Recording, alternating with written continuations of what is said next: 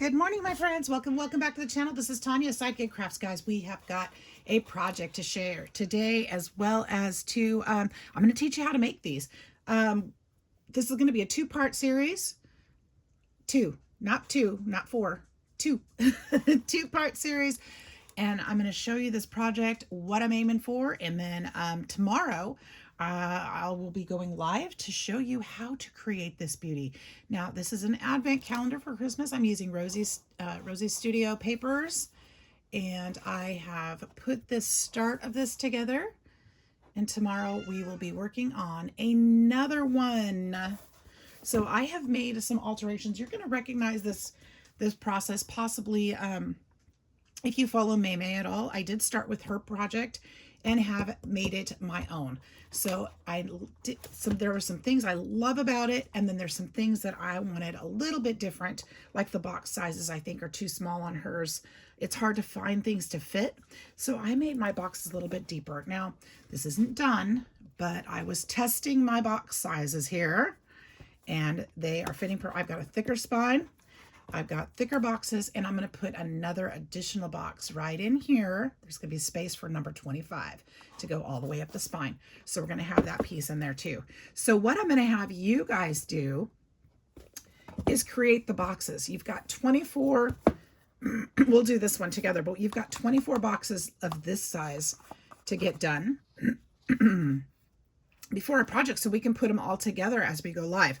So if you like to make one of these, you will want to start with those boxes, and that could be something you can do today. You could do another day. The live will be kept online, so if you can't do it all with me tomorrow, that's okay too. But that is what I hope to do tomorrow. I will be putting the time of that live in my community tab, so make sure that you're watching for that. We'll probably start in the morning, so those of you who have early mornings to craft with me, that would be amazing. So these are the boxes. I've got mine cut out, and let me give you the measurements. This is 4.5 by 7 3/4, all the way down. This side is 7 3/4. This is 4.5. And then I'm going to put the measurements in this description box. You're going to score at 1 1/4, 3 1/4, 4.5, and 6.5. Let me show you that. I can't show you that on my scoreboard because it's in the other room. So when you're on this side, you're going to score at, what did I say, 1 1/4, 3 1/4, 4.5, and 6.5. When you turn it this way, you're going to score at 1 1/4 and 3 1/4. Okay, so our box is going to be 2 by 2. And this is a good way to make any 2 by 2 box, obviously, if you want it to be about 1 1/4 inches deep. So once we've got that done, we're going to fold on all the score lines. These make good little gift boxes. Oh, I forgot to talk about trimming. So the reason I have tabs in here is because, of course, I cut those apart at the folds. We're going to do one of these together tomorrow also. We'll do the long box tomorrow together. I still need to measure that one out and figure out how exactly I want to do that. So I'm going to have to play with it a little bit today and make sure I've got the right size in my scoring right. I had to play with this one a little bit last night. I have a couple extra little gift boxes that I made because they didn't quite fit. So that's why I've got just a couple glued on there, because I wanted to make sure I had the sizes correct before I cut them all out. There we go. But I had them just a little bit too big, and my box wasn't going to close properly. So just adding my own little things to the base idea and creating my own. Now this paper, I don't know what the GSM is on this paper, but you want a 30, not a 30, a pretty sturdy cardstock for these boxes, because you want them to, stand up over time. Now, if something happens where you get that little lip like that, where it's not quite right, I don't know if that's because of my scoring or my folding, but I'm just going to trim that up so it's just a little bit smoother. It doesn't show so much. Not a problem. We're not perfectionists here. Although you may be.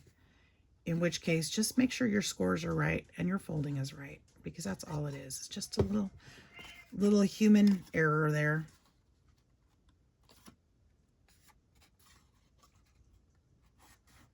Okay, glue those back tabs onto there. Got a lot of boxes to do today. I won't put you through it, but I want to make sure I put together at least one or two for you. Also want to put thumb tabs on I want to put thumb tabs on these, and you can decorate these however you want to. You will have just a tiniest bit of space in between these boxes when the book is folded. So if you have a little bit of dimension, you'll be all right, but you won't have much room for much. So you want to try to keep it flat. Okay, and you can decorate them however you like. Otherwise, just keep it kind of flat, or you will not be happy because the box won't shut properly. Okay, so we've got that. Now I did want to put, I didn't have my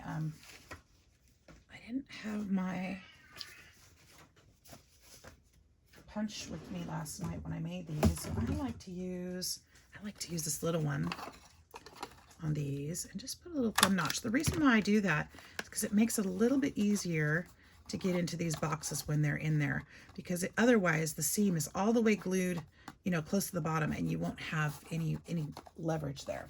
So let's do this one more time, and then I'll show you how we glue it in a minute. So we've got our 4.5 by 7 3/4. We're going to score at 1 1/4, 1.25, 3 1/4, 4.5, and 6.5. And this way we're going to do 1 1/4 and 3 1/4. Okay. We're going to use our scissors. Now, when you use your scissors, this is the base of the box. This is the top or the bottom, and this is the top or the bottom. So this is the side, side, side. You want to cut in, you want to miter the side piece, so this tab. So that should line up, this side should line up evenly with this one when it's folded. So always the tabs, you can miter in a little bit, but keep these as straight as you can. You do want to cut the fold out though. The score line, you want to cut that out so it doesn't show on either side. It's just a little extra thickness you don't need when you're folding these. We're going to fold on all the score lines. I meant to keep one piece uncut, but I guess I got a little zealous when I was watching my movies last night and cut them all. Here we go. Just fold those flaps over. You can use a bone folder here if you want to. If that works better for you, that's just fine. This paper is folding very nicely for me, so I'm not really worried about it.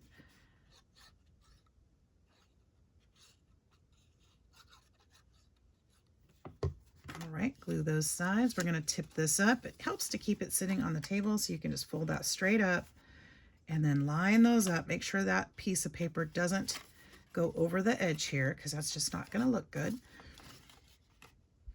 I'm just going to fold your box a little funky, but if you hold it flat, you can make sure that those line up fairly evenly. And if not, we've got scissors and we can trim. I had the weirdest dream last night, you guys. You wouldn't believe. All right, let's see here.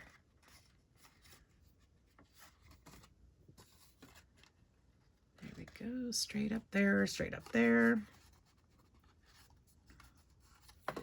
And then we're going to fold this one and glue it. This is our lid.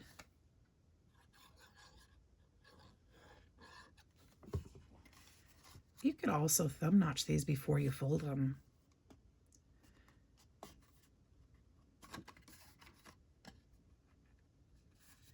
If you wanted to. I always do it at the end though. I don't know why, but I do. It kind of helps me center the piece, because I can only go so far, so it helps me center it. So I like to do it that way. Okay, there's our second box. Let's go ahead and we're going to glue these in, but I'm going to show you this part tomorrow as well. So don't worry. Don't worry. Be happy now. All right. And I'm going to go ahead and glue these one on each side, help balance this out. I'm going to show you how to set this all up. Don't worry. It's not as intimidating as it may seem. It's actually quite simple. We're just going to put these in those squares. And that's the reason why we use those grid lines, is so that we can fit these in there. And you can kind of feel where it's supposed to fit. It'll fit kind of, you know, it'll fit in there. It helps guide the edges so you know it's even. I wanted a little bit more glue than that. Come on now. So if you're interested in checking out this tutorial that we're doing tomorrow, make sure that you hit that subscribe button, hit the notification bell so you'll be notified when I do go live. I don't go live very often, so I think this will be my second live on this channel. Ugh. It's hard sometimes to find the time to do it and find something to show you guys and bring to you guys. Now, I didn't put the thumb notches on all of these, and I need to. So I'm going to go ahead and go in here and do this quick. Can't see that, can you? You're not going to see this one for sure. Sorry. I am going to do that. And then one of the things you can also do, if you know that you would like to cover these boxes with another piece of paper, I probably will, you can cut out 24 2x2s to decorate the top of the box. So you can cut, not this, I'm not going to use this, it's just an example. So cut out 24 other piece of paper that you can glue onto here if you want to cover them with something else. I like to use like an embossed paper to put something on there, you know, for some texture, some interest, something like that would be fun.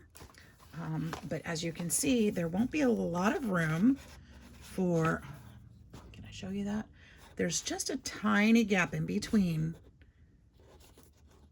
So you won't have a lot of room to decorate in between. So you don't want anything sticking up. You probably don't want any gems or anything like that, because it'll probably wear the paper on the one across from it. So you probably don't want to do that. But get out your big, beautiful Christmas papers. Like, again, these are from Rosie's Studio. And they're gorgeous. So go check her out. Also, this is card making month. So you want to see, Rosie's Studio has a sale going on right now. You guys will want to check that out. I'll put a link to the website so that you can check those sales out for those items. And I am going to spend the rest of my morning putting these little buddies together. But make sure that if you want to follow along, you have your boxes done. It just makes it easier. We're not going to take time to do all these during the live because that would just take forever. But I'm going to have mine done so that we can just put them all together and create a new book. So I hope you guys will join me tomorrow. And again, I'll post the time in the communities tab. So make sure that you're subscribed so that you'll get that information. It'll show up on your feed, and then it'll notify you if you hit that notification button. Free for you, helps me, win-win. So thanks, y'all. We'll see you in the morning. Bye-bye.